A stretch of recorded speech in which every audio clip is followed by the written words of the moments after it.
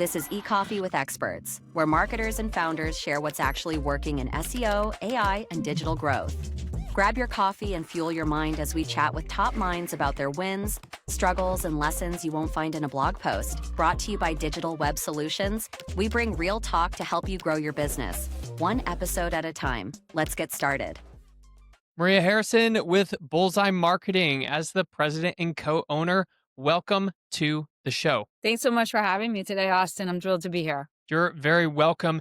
And we were just discussing what's happening in marketing, what's happening in the agency owner space. I was just reading a report by Agency Analytics talking about the metrics that matter for clients that keep them around, that keep them on retainer with an agency. And the number one metric that kept a client retained as a client for an agency was the depth of the relationship. What do you spend your time thinking about these days as the president of Bullseye Marketing? Literally that. How to build a relationship with our clients is everything. So I think today the technology is table stakes. The results are table stakes. You have to get results. That's obvious, right? And the tech, every agency can go out and buy this tech, more or less. I mean, you can license it, you can buy it, you can even create it. But everyone has access to the tech today. It's not a barrier to entry like it used to be. So then it becomes about the relationship, right? So that is what has always kept me up at night. And it's probably what will keep me up at night for the next 16 years that I run this agency.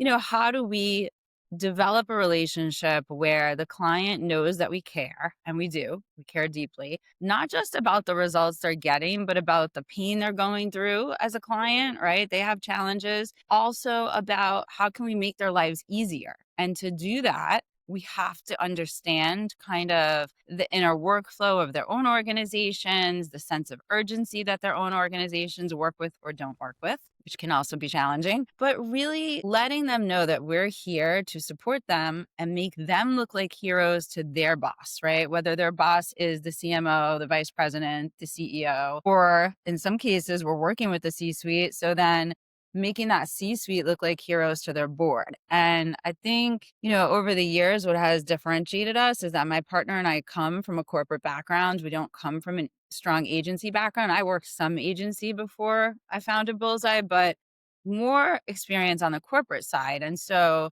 I can say to people, I literally sat in your seat. I've been in your shoes. And so we know the pressure that you're under. And I think that translates really well with our clients. And then, the other stuff, ROI, ROAS, all the numbers, that's obviously you have to hit those numbers, but it's can I get the right account person on the team? Can I ensure that my client trusts my VP of media as much as they trust themselves?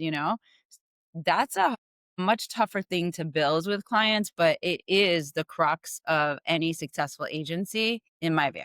Yeah, I completely understand. And retention metrics, like the relationship was number one, and then it was like reporting, I think. And then down the list, it was like ROI, ROAS, and some of the more, the things that you would expect an agency to deliver. When it comes to operationalizing, you spend a lot of your time not only understanding the client and what they need, but putting the people and the process in place for the agency. Like you said, tech is pretty much table stakes now. So how do you operationalize or how do you processize a relationship with a client so how do you operationalize that? Yeah, so that's a great question, and one that, we've continued to iterate on for 16 years. And I think why we're so good at it is because we do refine it all the time. And listen, life changes and business changes and the world changes. And so, we're constantly trying to adapt to those changes. But I think at the heart of it, first and foremost, the people we hire, we spend a lot of time looking for the right people and making sure that they're going to care as much about their client's business as we care as owners, as they care as employees of their companies or as owners of their companies. So first and foremost, you got to care.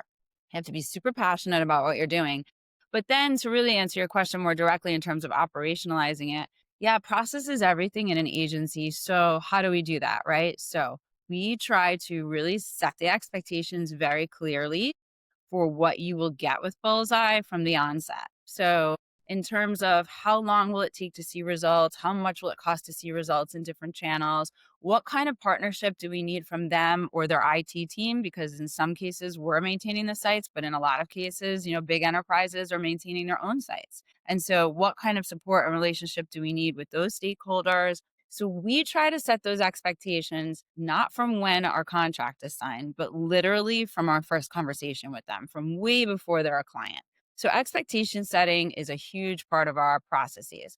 The next thing is once we onboard them, we have a pretty rigorous onboarding process, which very recently, just last week, actually, a new client told me, I was a little annoyed with your onboarding process until I got like 3/4 of the way through it. And I realized this is magic. Like, this is what's going to give you what you need to do the work well right out of the gate. So that's the other thing. We don't waste any time. So from the minute you sign an SOW with us or a master services agreement, we're like, you're going to get an email from my head of account probably within a business day, if not faster, to say, hey, welcome to the Bullseye family. We need to get a kickoff call on the calendar. Here's 3 times, 4 times that we're available. Let's do this. So we dive right in.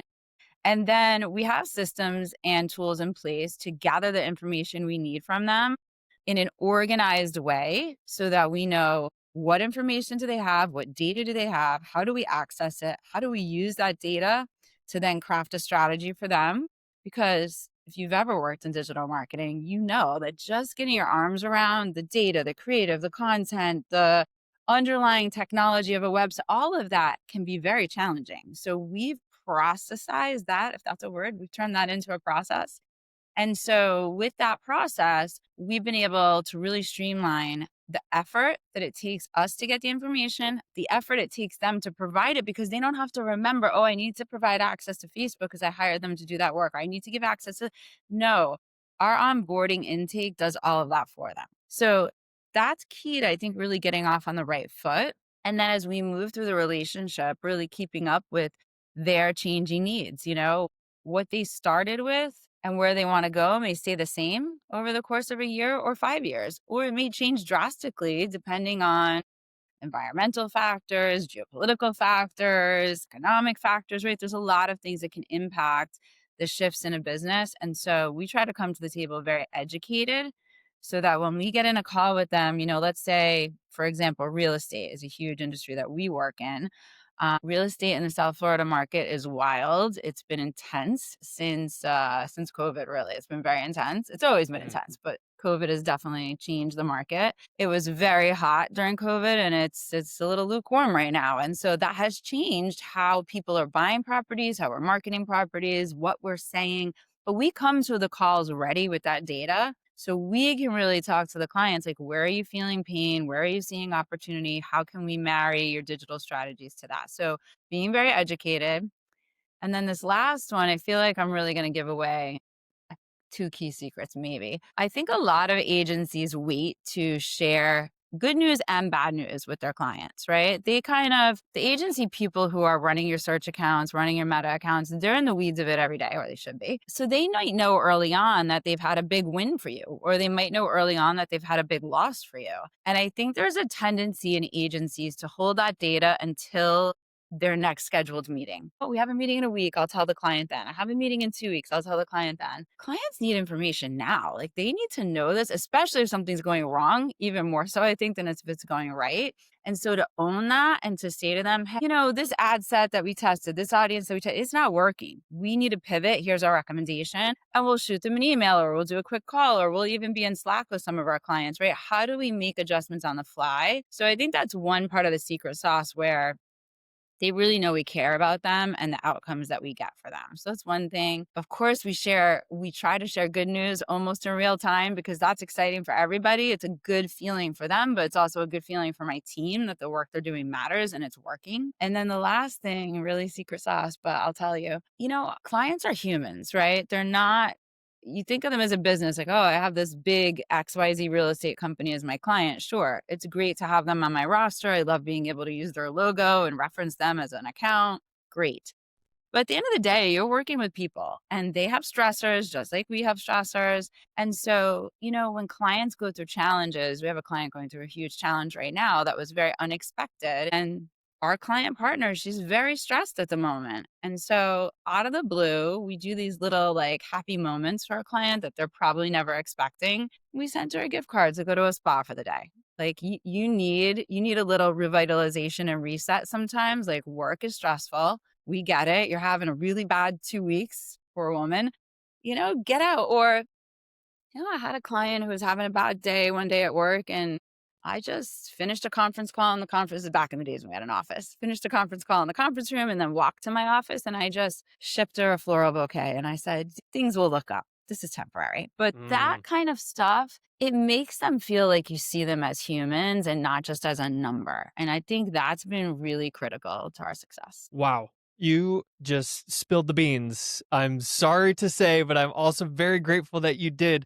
But you bring up a good point because what you're talking about is creating raving fans through little moments of unexpected joy. And that's what keeps people around. And to your earlier point, AI can't really do that because you have to know, like, contextually outside of a context window, what's happening with the client in their life.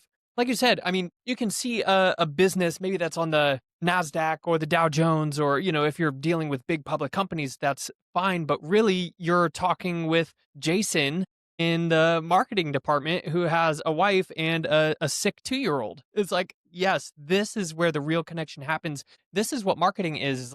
We see the screen, but behind the screen, there's so much more. There's the human. There's a lot of stuff that I wanted to actually go into. You opened a lot of doors in that conversation, but it sounds like you're just moving at the speed of awareness. Do you have guiding principles or core values or anything like that inside of Bullseye? Because you can't really grab a context and have edge cases written down in an SOP, but what you can have is chunked up values or guiding principles. Tell me a little bit how you think about that. Yeah, I love this question. Coming from corporate America, the big corporations I worked for had core values. And I'll be honest with you, I didn't pay a lot of attention to them. I was a small cog in a very big machine. I definitely had a seat at the table, as they would say, but they just felt like words on a coffee mug or words on a poster in the hallway, right? They didn't feel like anything more than that to me. So when we started Bullseye and we talked about having core values, I was like, okay, yes, we can have core values and we can document them. But if we're going to have core values, one, we're going to live them ourselves, meaning my partner and I. We're going to walk the walk and talk the talk. And then two, every single person that I hire has to also embody these core values. And so those core values guide everything we do. And the top most important core, I think we have like seven core values, but the top core value for us, and this will never change. I don't care what changes in this world. Our top core value is passion. You have to be passionate about what you're doing here, right? And so I see, every company has their own core values and their things, but if you don't care enough about the work, you're just never going to be successful in our environment, right? We care at an extreme level. So it's like, maybe I should change it. It's not just passion, but extreme passion, because without passion, I just don't know how you can even keep up with this industry, keep up with your clients. How do you function if you don't care about what you're doing, right? So passion, really a top core value for us that frames almost everything else we do. And so our clients feel that, I think, in those small moments, like you said. And then excellence, right? We have to go above and beyond. And so it's a tricky thing, also probably giving you some secrets here, but you want them to feel the excellence. And so you want to be accurate in your forecasting, your predictions, and setting expectations. But you also, I'm a little bit a fan of under promising and over delivering, So if you can find those moments without jeopardizing what you're forecasting to do, really important, I think. And that doesn't have to be in the way of results, which is how I was framing it a little bit, but it could be in the way of, it could be something as simple as, we told the client we'd have new landing pages to them on Friday, and we go ahead and deliver them 2 days early, right? That going above and beyond lets them know that you're working on their business, you care about their business, and you're going to keep things moving along for them. Another big one here is curiosity. So I don't know how you could work in digital marketing today if you're not curious. If you are the kind of person who's going to stick your head in the sand and say, I'm not going to figure out that AI thing, this is the wrong business for you. You should not be in this industry. I mean, I am in this business. I don't even want to tell you how long I've been in digital marketing. 27 years. And if you weren't curious and continuing to learn, not even just every year, but every month, I don't know how you could keep up with the changing pace of the industry. And fortunately, we have really sophisticated, smart clients at every company size. We're working with really smart people on the other end of the Zoom. And so, we have to be a step ahead of them. And to be a step ahead of them, we have to stay curious. We have to keep learning. And so it's about learning that way, but it's also about never accepting things at face value. So it's easy to look at a Google Analytics report or any report and say, okay, well, this is what the data looks like. Well, why? Why are we? I'm always asking why, right? Like I probably use the word why more than anything else around here. Well, why did we do that? Why is that the creative? Why is that the landing page? Why is that the keyword we bid on, right? Like why? What's the why behind it? And if you can't justify that, maybe we're not on the right path and we need to reset. So we're always curious about those kinds of things. And then, I'll pivot for just a second here. I'm like really talking about the team when I talk about that. But from a leadership perspective, I think, we've always stayed very curious about how to keep our team really engaged.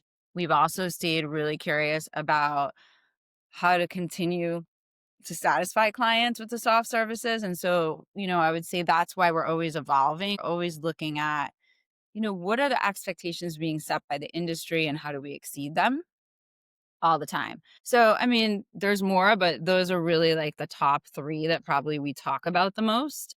The other ones, personalized service, results, urgency, kind of table stakes. I mean, you have to perform. If you don't perform, you're not going to have an agency. So as they say, the proof is in the pudding, right? You have to get them traffic, you have to get them qualified traffic, you have to get them leads that convert, you have to get sales, whatever the industry is. So it's a balancing act, but those values really do guide what we do and how we do it. And then also a secret, but I think more agencies should probably do this because they would have better relationships with their clients. As much as clients are interviewing us before they become clients, we're interviewing them. I don't want to work with you if you don't share a common set of values, if you don't share a common goal, if you don't share kind of a common outlook on the world, right? So, how do we figure that out in the early stages? It comes down to us asking the right questions of them and really understanding who they are as a business and people. And we'll tell someone if we don't think we're going to be the right agency for them, we'll tell them right up front.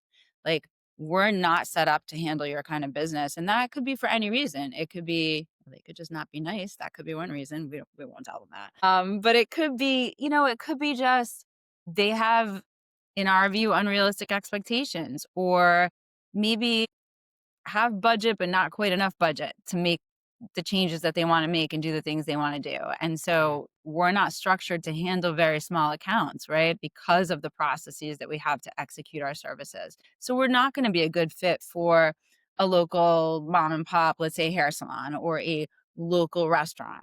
But we are a great fit for a hospitality group that owns 10 restaurants. We're an excellent fit for them, right? I think, and this took time for us. Like we didn't get there overnight, but knowing ourselves and what we're good at and the kinds of people that we deal best with was really important, right? I'm not great. We're not great as an agency as dealing with a small business owner who doesn't have time for us, right? They're too busy because as a small business owner, they're the janitor, the VP, the cashier maybe, right? They're very busy. I need some dedicated people on the other end of the Zoom that are really focused on marketing and communications. And then we're probably having a better conversation. So being honest with yourself as an agency owner about what kinds of business you can and cannot service well has been really key for us. That was a lot. Did I answer your question? Yes, yes. And actually, it shows real maturity. And I can tell that you've been around, like you've been in the industry, you understand how agencies work. Because what I see from particularly in the agency lifecycle is at the very beginning, it's common for agencies to take on any sort of clients. I mean, revenue's got to come in the door. And then typically what I see is the focus starts to narrow down and an agency will become more niche or more specific, whether that's on in the industry or the services they provide or the type of person that they serve. But then eventually as they scale, they can widen that top of funnel back up and serve, more niches, more industries, more services. But know thyself is what I wrote down. And I thought that was really key. And that's an indicator to me of maturity in a business and in a leader. I also wanted to mention that when you said we always ask why, you specifically constantly asking why, to me there's three levels of maturity really there too. And the first one is when we start in an endeavor, we're asking why does this happen? Why does that happen? Like kids, right? Just they're so curious. But once they evolve, it starts to be the question is now how. And I think a lot of agencies get stuck in the how and they forget to ask the why. So they're churning, spinning their wheels. But to your point, as you've grown, now you're asking who? Who do I bring in? Who can I trust? Who aligns with my passion, excellence, and curiosity core values that can help me take this business to the next level? So I think that's really important for agency owners, especially to hear is even if you're at the who stage, to go back down and continue to ask why, because the clients they're looking for, yes, ROAS, of course, but the metric that they want the most is actually CTR. But to an agency, it might be, okay, we're getting you leads. That's great. But to them, they're like, okay, yes, that's fine. But like, are you doing your job as a creative or as a tech person, which is to influence my market to take the next step with my business? I thought that was a really interesting point that I also got from this agency analytics report. There's so much to it. So tell me a little bit about like what how you're thinking about the disruption in search marketing, like what AI is bringing to the table in terms of content marketing. How are you riding the wave? How are you embracing AI? What are you cutting out? What are you adding? Like what's going on in your head as the leader of Bullseye? That's a loaded question, but I will try. I will try to answer it somewhat succinctly. We leaned right in when AI kind of flew onto the scene. We saw very quickly that this was going to be a thing that we needed to grapple with. And so, the whole thing has evolved very much. So we'd have a very different conversation a year ago than we would have today. And it was interesting. I had a lot of clients go into a hot panic immediately. Don't put my content in AI. Don't put anything in AI about my business. I don't trust these machines, right? That was where the conversation was. Now the conversation is, oh, yeah, we're using AI for everything. You can put whatever you want. So it's definitely evolved, right? As an agency owner, let's just talk SEO first and kind of like the technical side of SEO. So, we've always done technical SEO, offsite SEO, onsite SEO, all the things you have to do to get to rank. And, we're pretty, knock on wood, we're pretty good at getting our clients up there on page one on really precise keywords. So, making sure we're attacking people that are low in the buying funnel and all that jazz with SEO, which was great. And the world was happy. And then AI came. And so the AI summaries were kind of like the first thing we looked at because people were still defaulting to Google mostly, right, to do searches. And so those AI summaries popping up at the top, it was like, whoa, how do we make sure that our clients get referenced there? So it used to be, how do you get to that zero position, right, of the question and the drop down? But now it's like, how do I get in that AI summary? I got to be in that AI summary. If I'm not there, I'm nowhere, right? Like I'm nowhere. So that was first and foremost. Thankfully, because we've always had very sound, as they say, white hat practices in the industry, and we've always been very dedicated to content development and developing authority for Google, it was easy for us. Like we honestly, we jumped up pretty quick in some of those AI summaries, and that gave us a very good insight into what was working. Like the clients who had certain things going on in their content were jumping up sooner into those AI summaries, and we were like, okay, we got this, right? We're already organized that way. So now that we understand what's happening with these AI summaries, we can be more intentional and put real strategy and processes and research and data around our approach to being in those AI summaries. And that has been working very well for us. So that was first. That was the big concern, right? Like initially. Then the behavior started to change, right? Now it's not just people in the industry who use ChatGPT and Gemini and Claude and all these things. It's everybody, right? So the behavior is changing. Everybody from my little cousin who's 15 to my dad who's 78 are going to ChatGPT to ask it anything and everything. Where should I change the oil in my car? What should I look for in a good real estate agent? Like you name it, people are searching it. So then the question becomes, how do you become a referenceable source in those large language models and agentic search? And so that was a little more tricky, right? We had to research that. It was not quite the same as getting into that AI summary.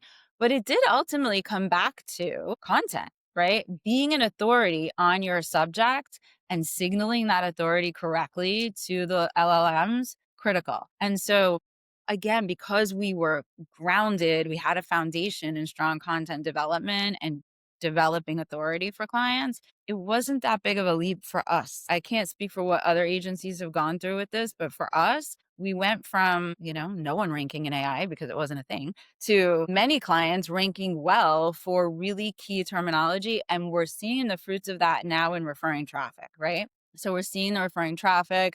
We're tracking it through tools that allow us to track how LLMs are ranking our clients, and it's translating. It's translating into traffic and it's translating into conversions.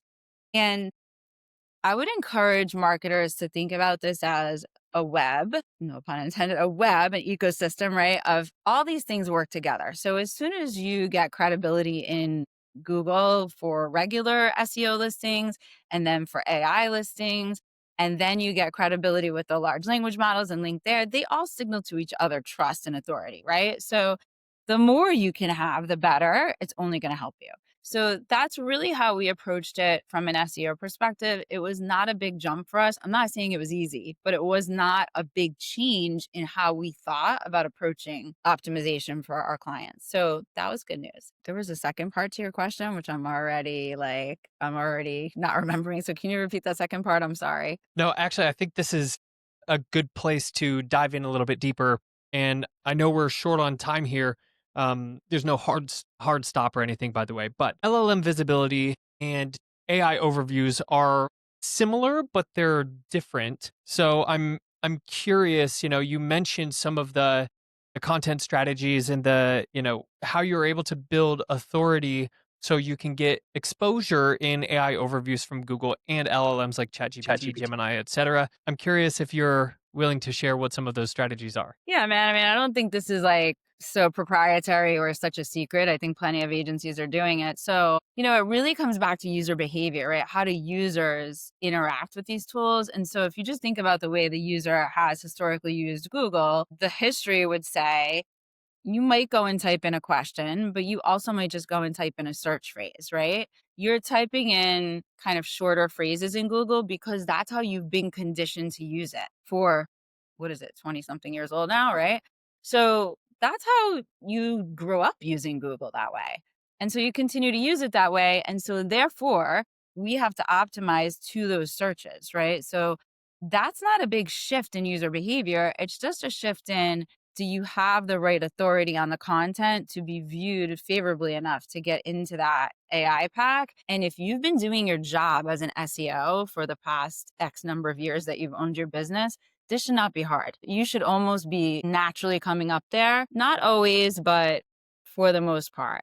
The LLMs are different in that users are conditioned, that consumer behavior is very different there, right? They're going there and they're talking, they've learned, right? They're talking, but typing to ChatGPT or Gemini or whatever. And it's much more of a discussion, right? They treat ChatGPT or Gemini or whichever is your favorite as almost like an assistant, a person on the other side. And we don't treat Google that way as humans, right? We treat it as a tool. We treat Chat or Gemini or whatever as of an entity, a being with a soul and a personality. And it kind of is, it can be. And so you're having a deeper dialogue and you're considering things in a different way. You're positioning scenarios to these tools.